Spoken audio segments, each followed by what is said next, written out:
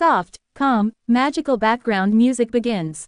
In a land where the sun kissed the earth every morning, there stood a golden kingdom surrounded by endless fields of sunflowers. These flowers were not ordinary. They moved with the sun, whispered with the wind, and glowed softly at dawn. At the heart of this kingdom lived the Sunflower Princess. She was born on the first morning of summer, when the sun shone brighter than ever before. As a child, her hair shimmered like sunlight, and her eyes reflected the warm gold of blooming sunflowers. Wherever she walked, flowers leaned toward her, as if recognizing their queen.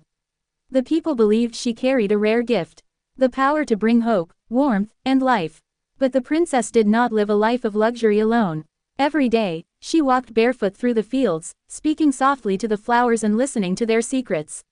She believed that true royalty meant protecting life, not ruling over it. One year, darkness crept into the land. The skies turned gray. The sun hid behind heavy clouds. The sunflowers slowly began to droop, their golden faces fading. Crops failed. The kingdom grew cold and fearful. The royal advisors whispered of an ancient prophecy. When the sun abandons the land, the daughter of light must walk into the shadow to bring the dawn back. Though afraid, the sunflower princess stepped forward. She wrapped herself in a cloak woven from sunflower petals and began her journey beyond the fields, into the valley of shadows, a place where sunlight had not touched the ground for centuries. With every step, the air grew colder. Whispers filled the darkness, testing her courage. "Turn back," they said.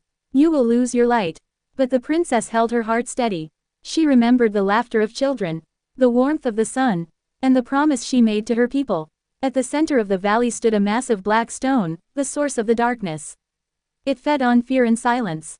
The stone pulsed like a living thing. The princess placed her hand upon it. At first, nothing happened. Then, she began to glow.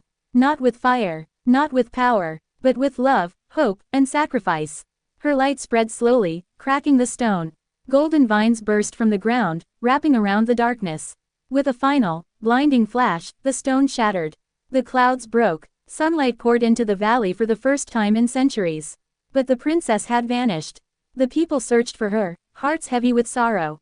Then one morning, the sunflowers began to rise again, taller, brighter than ever before. At the center of the field stood a single sunflower, glowing brighter than the rest.